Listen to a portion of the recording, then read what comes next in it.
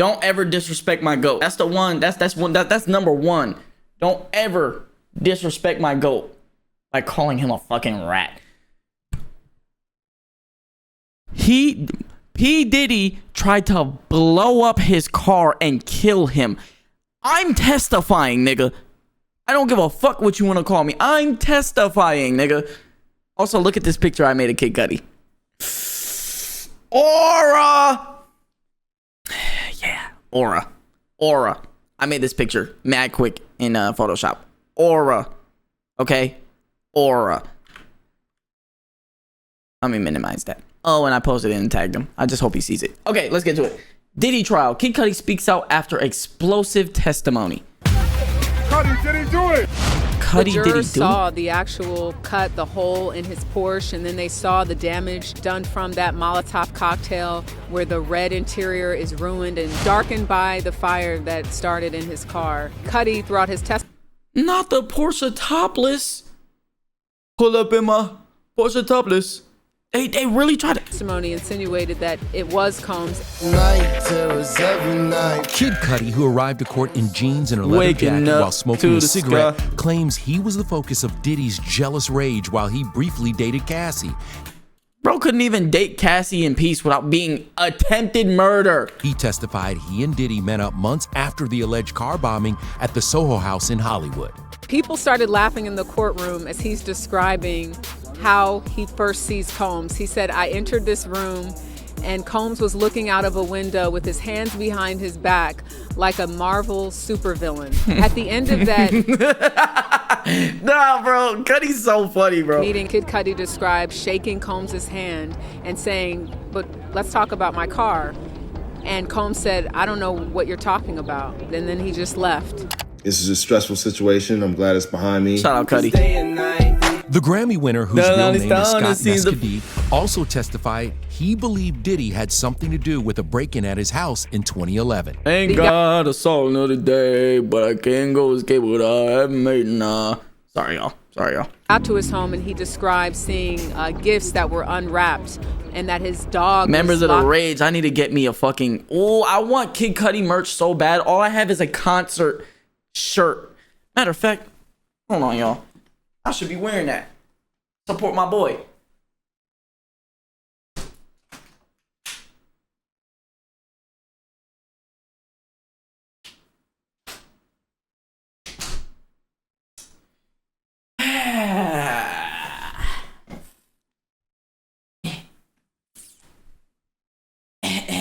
Yeah. Yeah. Let me go ahead and put this on while I watch this video.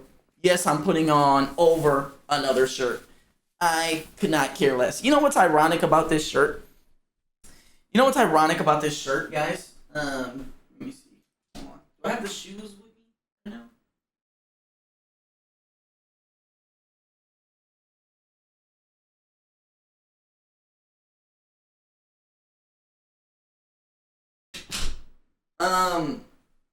I actually have the high top is it Veda's Kid Cudi's actual shoe. I actually have the white one. But what's ironic about this shirt that y'all need to know is that I wore it on my first date with my girl. This is a very special shirt for more than one reason. It's because it's Kid Cudi, and two, I wore it on my first date with my girl. But yeah, let's get to the video, bro. Not that y'all even care about that stuff, but okay, let's go ahead and get it. What's up with you, bit? Away in the bathroom, although there were cameras that he said were turned a different way that normally wouldn't have been turned, so whoever did break in was intentional. The defense pointed out that there was no forensic evidence, no video evidence of Sean Combs being a part of that break-in. Corny. Nigga said, oh. All right. Oh, shoot. I wasn't even recording that last part. I mean, Cause day and night. The Sorry, Grammy y'all. winner, whose real name is Scott Mescudi, Scott- also testified. What the fuck did you just say? Day and night. The Grammy winner, whose real name is Scott Mescudi, What the fuck did you just call him? Mescudi? Mescudi. That's where Cudi comes from. I'm about to crash out, bro. I'm Also testified he believed Scott Diddy had something to do not Miss Cudi. The fuck is Miss Cudi? with a break-in at his house in 2011. He got to his home and he described seeing gifts that were unwrapped and that his dog was locked away in the bathroom. Although there were cameras that he said were turned a different way that normally wouldn't have been turned, so whoever did break in was intentional. The defense pointed out that there was no forensic evidence, no video evidence of Sean Combs being a part of that break-in. Corn shit. All right, next one. I knew this shit was gonna be too short. That's why I got this one too. A lot to break down about what was happening today. We've been talking about Kid Cudi's testimony, week 2 in general. But right now I want to bring on Elizabeth Milner. Does he have a sty? Nigga, you came into work with a sty and you didn't cover that shit? Prime reporter who is inside that courtroom for Kid Cudi's testimony. Now, one of the things I want to ask you about, Elizabeth, is we're reading the transcript, right? We're reading what he said on the stand. What was his tone like? Because I got to tell you, he was hitting one-liner after one-liner after one-liner. I love my goat, bro. I love my goat, bro. That nigga know how to be funny. You know how to hit his one-liners. Yes, I'm glazing. I don't care, bro. That's my goat. In court, leather jacket, smoking a cigarette. Bro, this picture has so much aura. It's fucking insane. I actually saved more. There's more from it. I'm actually going to show y'all some of them. If you haven't seen them already, these pictures have so much freaking aura, bro. So much freaking aura, bro. Look at this. That's the first one. That's the one that I put on the album cover. His Indica album cover. There goes another one. And this is... Wait, no. This is the one I put on the album cover. This other one over here... Oh, it's the same picture. Why did I say the same picture twice? I don't remember doing that. Oh, well, whatever. Aura, bro. These pictures have so much aura. It's insane. Okay. I mean, this is Kid Cudi. Major celebrity comes in. What was the substance of what he was saying? And I got to ask you the tone in which he was saying it. Well, obviously, I didn't see the cigarette smoking part. I was inside the courtroom when this was going on, but it was a packed courtroom today, Jesse, despite it being very cold outside today, despite it even pouring down raining this morning when I came to court today. A lot of people were inside that courtroom because a lot of people wanted to know, what did Scott Mescudi, aka Kid Cudi, really have to say? So when he walks inside the courtroom, to your point, Jesse, he was very, very casual. He had on a leather jacket. It was a little bedazzled. He had on a white t-shirt. He had on jeans, something that you kind of really don't see necessarily. That boy... That boy tripped out. He said, I'm coming to testify against the nigga who tried to kill me, and that's it. Especially in federal court. I mean, all the other witnesses have been in. You know what's crazy? Young Thug tried to delete the tweet saying, damn, Cudi a rat, LOL. He tried to delete the tweet. Nah, nigga, we saw it. Don't ever disrespect my goat again, bro. Suits. And I'm glad the comments were on timing. Under everything, wow, this shit is corny, Young Thug. Can we cancel Young Thug? Blah, blah, blah, Young Thug. I was so happy to see those comments, bro, because it's like, bro, Kid Cudi is not a gangster. He never claimed to be a gangster. Yes, he may have been from the hood, but he never claimed to be a gangster. So why are y'all talking about wow, he didn't respect the street code? Nigga, he ain't no fucking gangster. Oh my God, bro. That should be, oh my. Even some of the escort witnesses, but for Kid Cudi, he just came in very casual. Don't ever disrespect my goat. To the witness stand, didn't pay Diddy any type of attention from what I could see of him, but he got onto the witness stand and swore that oath like he normally, like all the other witnesses do. And then that's when we got into the testimony. And let me just say, Jesse, there was so much testimony. I was just writing things down and down and down again because there was really so much. And we knew about kind of the Molotov cocktail incident, especially because it was laid out in Cassie's federal lawsuit, right? But just hearing Kid Cudi explain it from imagine you date this dude, and then you date another guy who is actually treating you well because he's just a stand-up dude. Love my guy Kid Cudi. He's just a stand-up guy. You know what I'm saying? And then you wake up in the morning to your Porsche being burned. Own words were just a whole blown up, actually. attempted blow up, I guess. People were laughing, right? People were laughing when he was testifying because he made that one comment that Superman. he sees Sean Combs. He had a meeting with him and said he looked like a Marvel supervillain. Were people laughing? Hearing it again is still funny, bro, because I can imagine Kid Cudi's voice just saying this nigga look like a Marvel supervillain. Yes, people were laughing, but if you're going to ask if Diddy was laughing, it didn't seem like he found that joke necessarily funny, but there was definitely some courtroom laughter.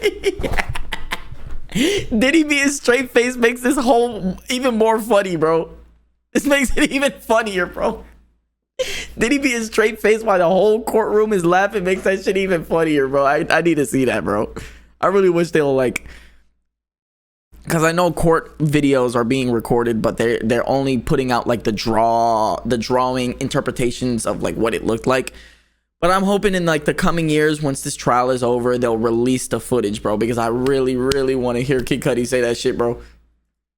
Even from some of the jurors who were in the box, they were laughing as well too. But from what I could see of Diddy, it didn't seem like he had much laughter going on in that specific moment, which was a complete 180 from kind of his demeanor when George Kaplan was testifying, where he seemed a little more jovial. He was laughing along, but when Kid Cudi came on the stand, it felt like the smile just went down, right, and he had more of a serious demeanor and serious tone listening to Kid Cudi testify. And because, you know, I bet you he wasn't expecting Kid Cudi to walk in that bitch. He was like, no, this nigga gonna bring up the fucking car, bro. Cudi was providing some quite important pieces of damning evidence against Sean Combs. I mean, talk to us about his direct examination. What were some of the highlights that you took away from his direct examination? Because the prosecution, in my opinion, I was talking about it before, they're calling him not only to corroborate, I think, the account of Cassie, but to establish some of the elements of racketeering, right? The underlying crimes of maybe kidnapping, arson. Talk to us about some of the big moments from his direct examination, and then we'll talk about what the cross-examination was like. Right, because the jury has been hearing about Scott Miscuddy a lot, and they've been referring to Kid Cudi as Scott Miscuddy during this. So thank you for saying his name right, because that shit on ET, Entertainment Today, whatever the fuck that shit is called, they said Miss Cudi. Who the fuck is Scott Miscuddy? It's Miss Cudi. Miss Cudi. That's why his name is Kid Cudi.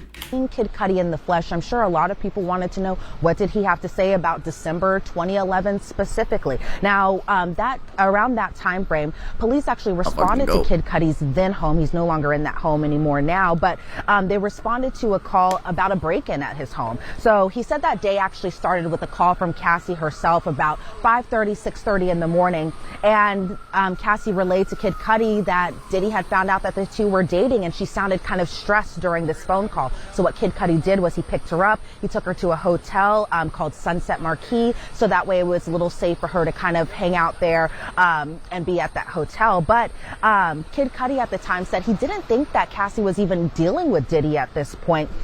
Diddy had asked actually for Kid Cudi's address around this time, and one of the big moments was that Cassie was the one who actually gave Diddy Kid Cudi's address. And so this nigga got backdoored by Cassie, bro. Oh my gosh. He got backdoored by Cassie, bro.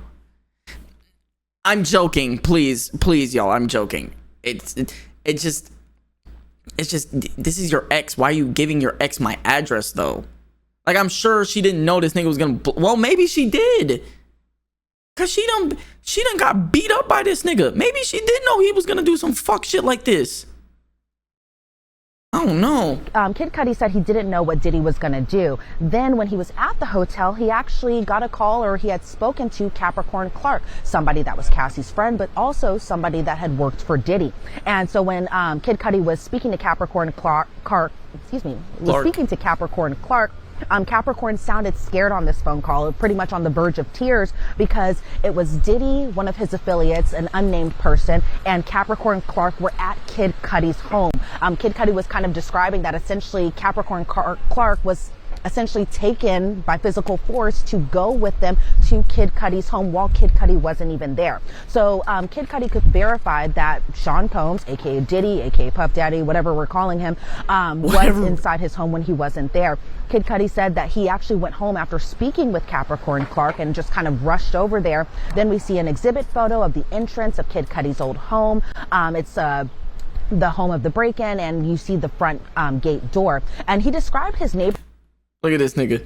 Look at this nigga over here. At the time being as far as being very quiet, family oriented. He gonna look over one more time. And they had to kind of mention that he was driving a Porsche around that time. He gonna look over one. Yeah, bro. Nigga, I need to be in psychology, bro. I need to be in psychology. Cudi actually called Diddy while he was driving home, and there was some profanity here, so bear with me, everyone. He said, "Mother effer, are you in my house?" And Diddy said, "I just want to talk to you. I'm here waiting for you." And surprisingly, Kid Cudi explained that Diddy sounded relatively calm while he was on the phone speaking to him. So Kid Cudi thought his security cameras were working, and turns out, he said someone kind of had moved them and angled them a little bit down, so that way, I guess whatever was going on wasn't captured on that video.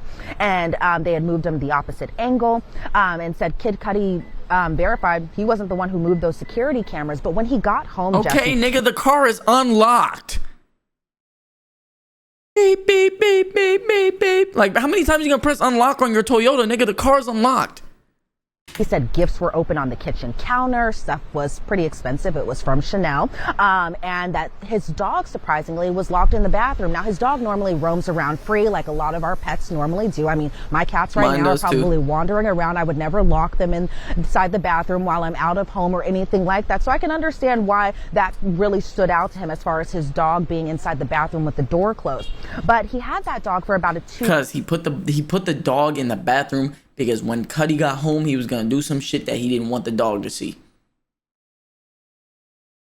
or didn't want the dog to get involved. Year period, and noticed that after this break-in had happened, that his dog became jittery and was always on edge at the time. So Kid Cudi got back into his car, he says, and nigga fucked with his dog's anxiety. Called Diddy because he wanted to fight Diddy. He wanted to square up essentially and just find him and fight him because he believed that Diddy broke into his home. And so he said after this phone call, he thought about the reality of the situation and what more could possibly escalate from that situation. So what he ended up doing is he just called the police, and when he had baby oil, sex, and costume, P. Diddy stripper, the Punisher.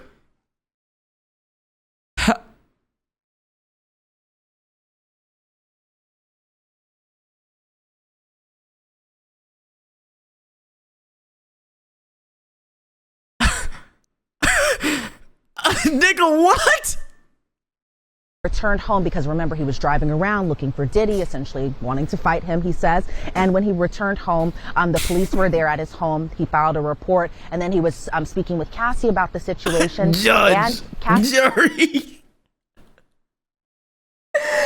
executioner. Pretty depressed about the situation, according to Kid Cudi while he was on the stand. And then he had said, because this is in this was around December of 2011, and we know that shortly after that, Kid Cudi had spent the holidays with Cassie over at her family's home in Connecticut, and then they broke up shortly after. Cudi had spent the holidays with Cassie over at her family's home in Connecticut, and then hold on, Cassie, your family from Connecticut? What? Your family from the big CT? Well, the small CT, but what?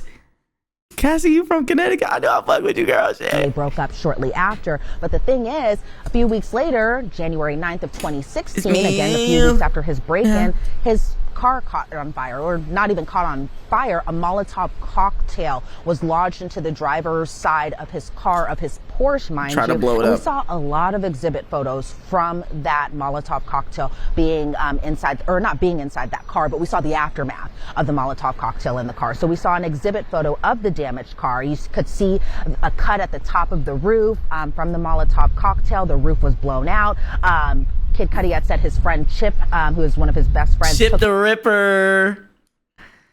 I wouldn't get I wouldn't. That's literally my favorite Kid Cudi song, and it has Chip in it, bro. Those photos because he had got a call from his dog sitter at the time that essentially his car was on fire, so he had rushed back home to see what happened. Lo and behold, this entire incident happened. So we saw more exhibit photos of the burned driver's side door, some smoke damage, again, the whole of the roof, damage to the driver's side car, burned seats.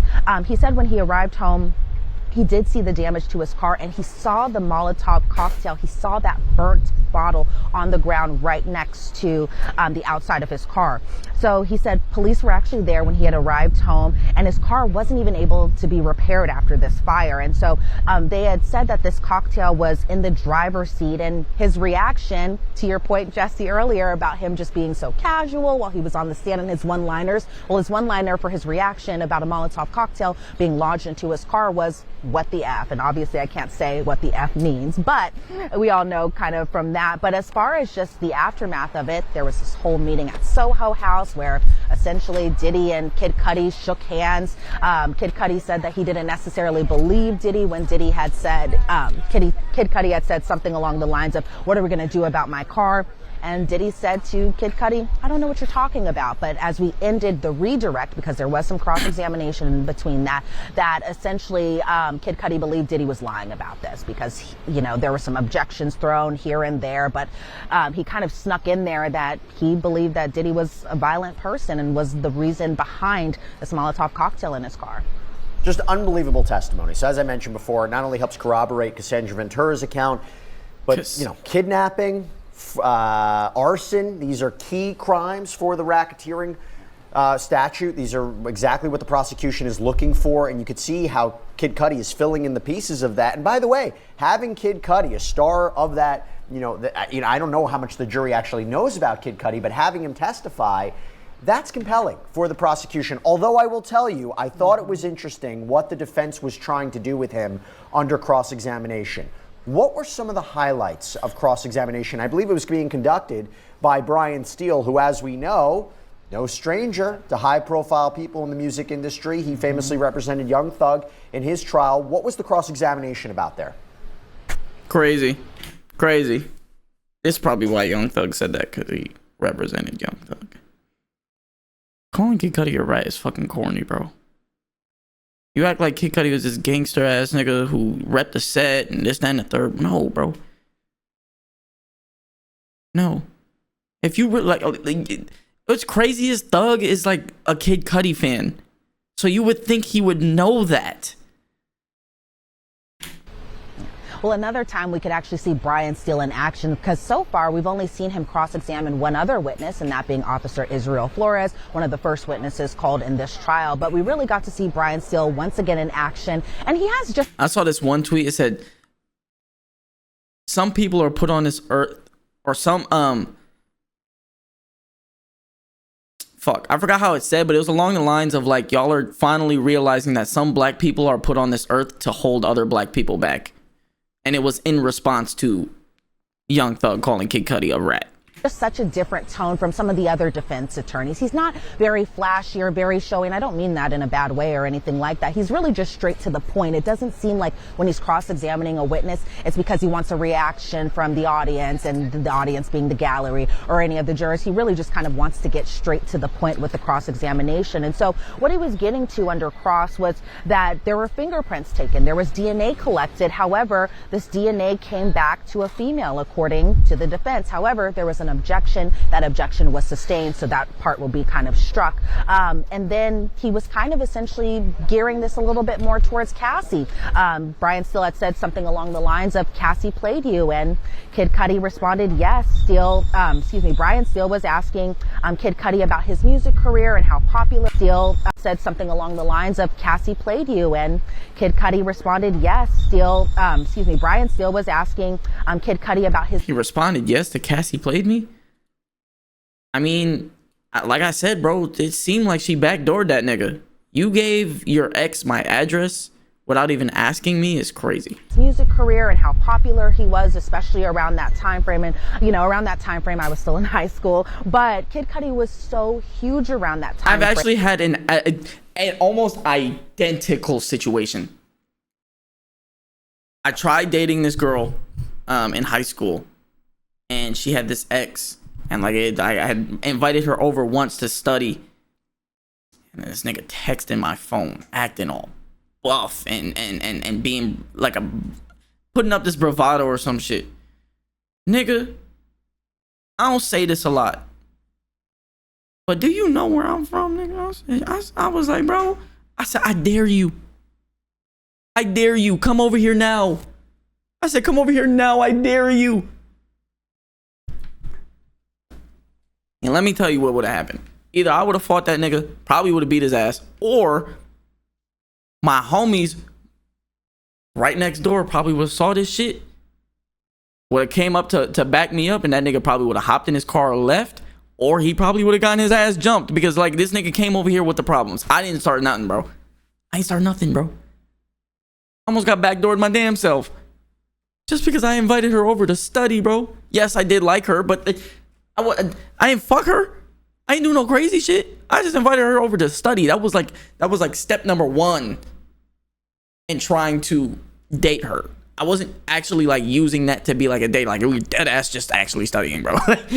So I think what the defense was trying to do was that bitch gave him that maybe my it was address. A deranged like, come fan on, who had did this, and it wasn't necessarily Brian Steele's client at the time, or client now, that being Diddy. But then Brian Steele was kind of trying to be like, oh, you did drugs with Cassie. And Kid Cudi was like, well, we smoked some weed. And I think the defense was trying to also get in Cassie's sexual history as well, too, whether or not Kid Cudi and Cassie were intimate. However, they kept on having sidebars during this moment. And as we all know, with the sidebars, there's a lot of static noise. So we don't know what they're talking about. They kind of huddle off into a corner. They kind of go through, I guess, the arguments. The jury's still inside that courtroom, but us in the gallery and the jurors even too, we hear this just loud static noise. So I'm not sure kind of what the bottom or what they got to as far as the bottom of just this sidebar, but Brian Steele was just essentially kind of trying to paint it as that Cassie essentially played Kid Cudi. And so when Brian Steele was cross-examining Kid Cudi just about whether or not Cassie had told Kid Cudi about sexual abuse, and Kid Cudi responded she never did. Kid Cudi surprisingly said that he was in love with Cassie. Right. He also said that he never saw Diddy hit her, and Diddy never interrupted Cassie and Kid Cudi when they were together. And so far from what I could see, even of the jurors, kind of while they were... Of course he was in love with her. Kid Cudi's a stand-up guy. He was a good guy, and